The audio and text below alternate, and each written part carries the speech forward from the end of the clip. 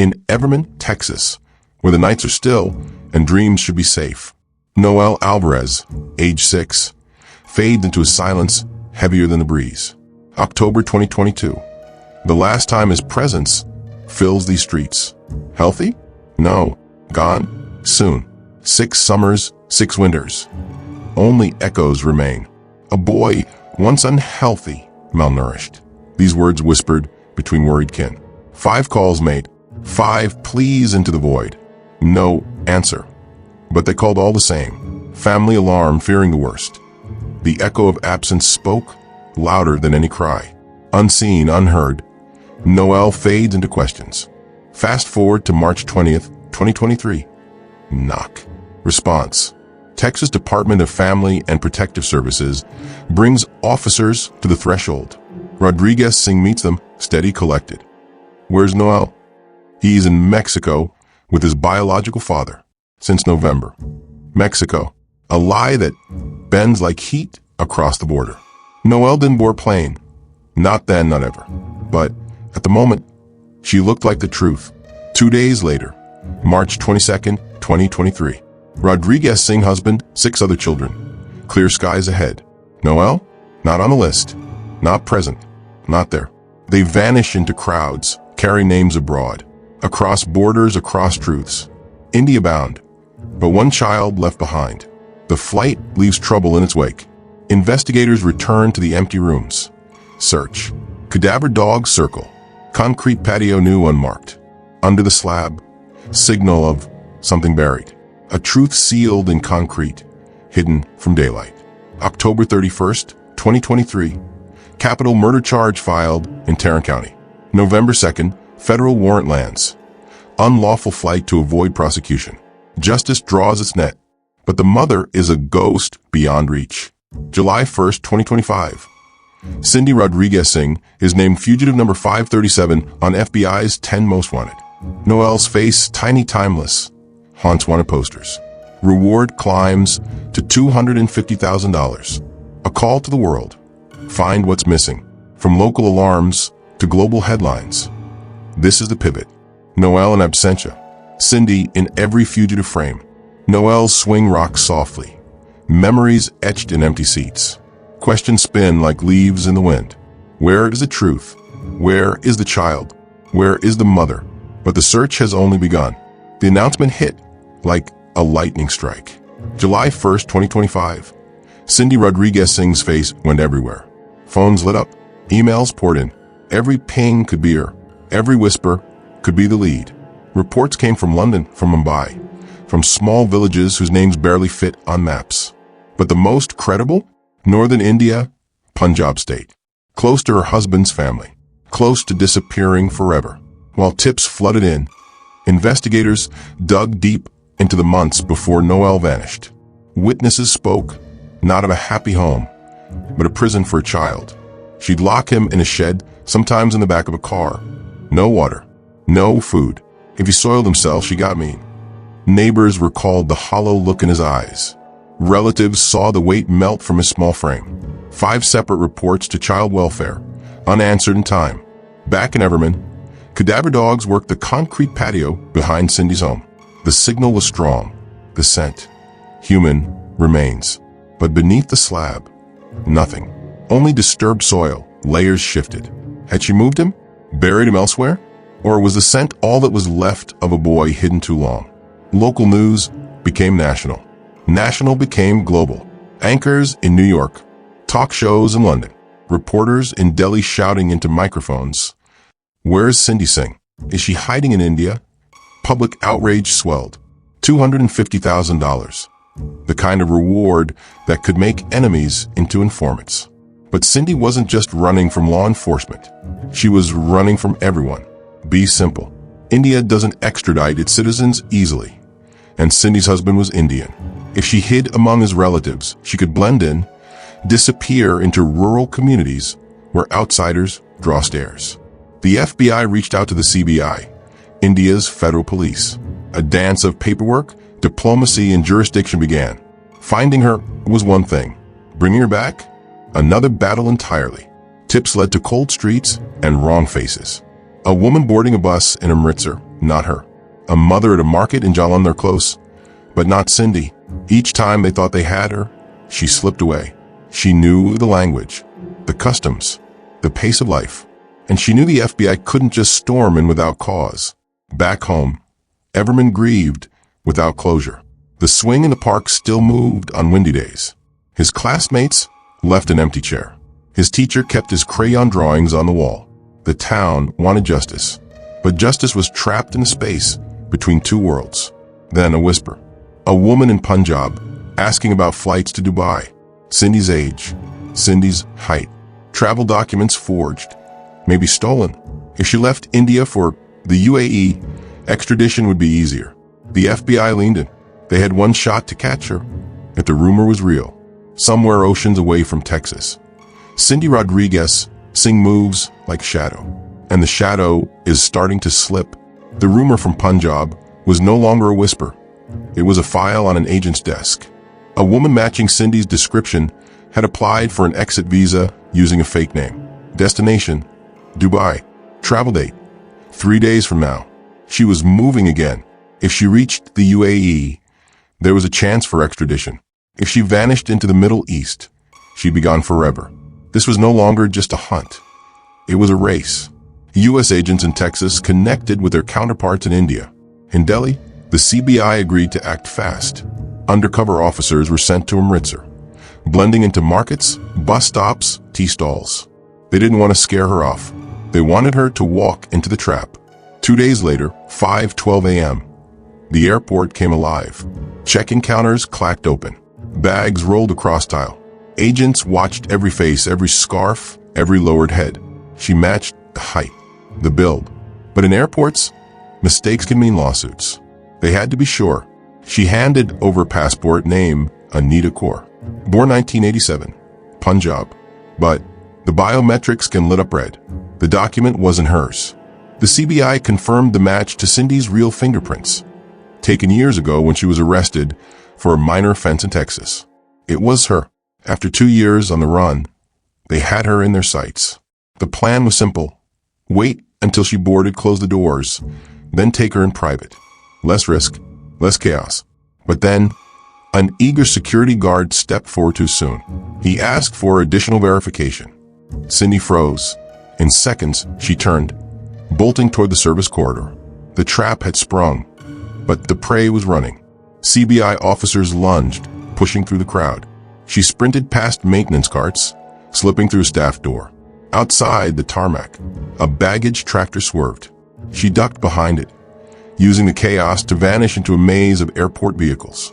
By the time they cleared the area, she was gone. The lead had been perfect. The timing almost flawless. Almost. But Cindy Rodriguez Singh had slipped away again. And this time, she'd know. The hunt was closing in. She wouldn't risk airports anymore. She'd go deeper underground. The FBI doubled the urgency, pushed the reward harder. $250,000 wasn't just a number, it was bait. The hope that someone close to her would decide loyalty wasn't worth that much money. But every day she stayed hidden. The trail grew colder. And somewhere out there, a fugitive mother slept easy, knowing she had one more night free. Her knees buckled. The world tilted. The canopy above, once just green and shadow, became a swirl of shapes. She hit the ground, her hand still reaching toward Clinton, and then nothing. When the girls reached the parking lot, they didn't stop running. Another hiker saw them, their clothes dirty, their cheeks streaked with tears, and rushed to meet them. The words came out in pieces. "Mom, that a man." The hiker grabbed a phone, dialing 911. Somewhere up the trail, the man in black was already disappearing into the woods. When first responders arrived, the forest was quiet again. The sounds of the park, the rustling leaves, the steady trickle of the creek, felt almost cruel in their normalcy. Clinton and Kristen Brink lay side by side. No pulse, no second chances. In less than 3 minutes, the trail had gone from a place of laughter to a crime scene. The man who did this didn't leave a note. He didn't take anything from their bodies. He didn't even seem to have a reason. But he had left something behind. Something small, almost invisible to the naked eye. A trace of himself. Forensic teams swept the scene. DNA, tiny flecks, a partial fingerprint smudged on a fallen water bottle. Every inch of the path combed, photographed, bagged. And somewhere out there, the killer was walking free. For the Brink girls, that day became a line in their lives. There was before, and there was after. In after, the world was quieter. Adults spoke in hushed voices. Every shadow seemed heavier, and somewhere deep in the Ozarks, the trees still held the memory of July 26th. By the time the sun dipped behind a ridge that evening, the Devil's Den trail was empty. The crime scene tape stretched across the entrance like a silent warning. Inside the perimeter, flashlights swept over the dirt, catching glimpses of crimson and scattered belongings. Outside it, two little girls sat wrapped in blankets, their small bodies shivering, not from the cold, but from the shock. The man who had torn their lives apart was gone. The manhunt began before midnight. Arkansas State Police, Washington County Sheriff's deputies, park rangers, every available unit combed through the forest.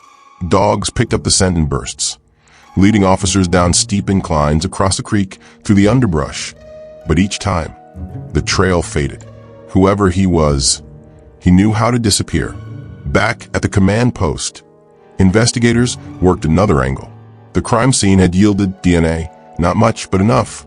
If they could match it to someone already in the system, they'd have a name. But hits like that don't come instantly.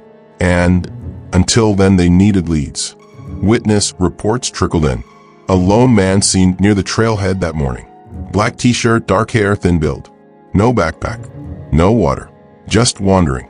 Some said he'd been pacing near the parking lot. Others thought he looked lost, or maybe high, but no one had seen him leave. It was as if he'd stepped out of the trees and melted back into them. The first breakthrough came not in the woods, but in the lab. Within days, the DNA profile came back. It matched a man with no felony convictions, but with a history that made detectives' stomachs tighten. His name was Andrew James McGann, 28 years old, a newly hired teacher candidate for Springdale Public Schools. He'd been preparing to start the school year in just weeks. McGann's record was clean enough to pass background checks, but a closer look told a different story. In Texas, where he'd previously worked, there'd been concerns. Professional judgment questioned. Behavior in the classroom that unsettled colleagues. Enough for administrative leave, but not enough for charges. He'd also done stints in Oklahoma schools, each time moving on quietly when things didn't work out. Still, nothing tied him to murder. Until now, the DNA didn't lie. The odds of it belonging to someone else were astronomically low. On July 30th, just 4 days after the attack, detectives closed in. McGann was tracked to a barbershop in Springdale, Lupita's Beauty Salon. Inside, he sat in the chair, a black cape draped over him, bits of hair falling to the floor. To anyone else, he was just another customer. To the officers waiting outside, he was a killer. The arrest was fast, controlled. 2 plainclothes officers stepped in, flanking him, one hand on his shoulder, another on the cuffs. The barber froze mid-snip, scissors in the air. McGann didn't resist. Outside, he was read his rights. Customers craned their necks, peering through the shop window, trying to make sense of the scene. Within minutes, the man who had vanished into the woods was now in the back of a squad car. During questioning, McGann didn't spin a wild story. He didn't try to blame anyone else. He admitted it. No clear motive. No explanation that could make sense of what he'd done. Just a cold fact. He had followed the Brinks and ended their lives. But even as they processed him into custody, another question began to take shape. Was this his first time? Detectives in Wisconsin reached out. 5 years earlier, in October 2020, a man named John Schmutzer had been stabbed to death while hiking alone in Devil's Lake State Park. The similarities were haunting. The location names, Devil's Den, Devil's Lake. The brutality, the randomness. No one had ever been charged in Schmutzer's case. Now McGann's DNA was being compared to evidence from that unsolved murder. If it matched, the scope of his crimes could be far wider than anyone imagined. For the Brink family, the arrest brought relief, but not closure. Their girls still woke from nightmares. Their homes still echoed with absence. And the question of why, the one word every survivor asks, remained unanswered. For days, That's all it took for police to put a name and face to the man who had turned a peaceful Saturday hike into a nightmare. But justice, that would take far longer. The day after Andrew McGann's arrest, the trails at Devil's Den were quiet. The yellow tape was gone, but the air still carried the weight of what had happened there. At the overlook, where Clinton had planned to take photos that day, the wind moved gently through the trees, but there were no hikers, just silence. In Prairie Grove, the Brink small rental house had become a gathering point. Neighbors brought casseroles, paper plates, juice boxes for the girls. Inside, relatives from South Dakota and Montana sat shoulder to shoulder, speaking in low tones.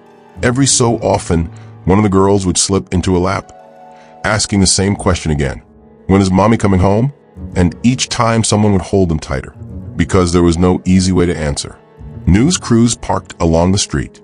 Satellite vans, reporters with microphones, headlines scrolling across the bottom of TV screens. Arkansas couple fatally stabbed at State Park. Suspect, newly hired teacher.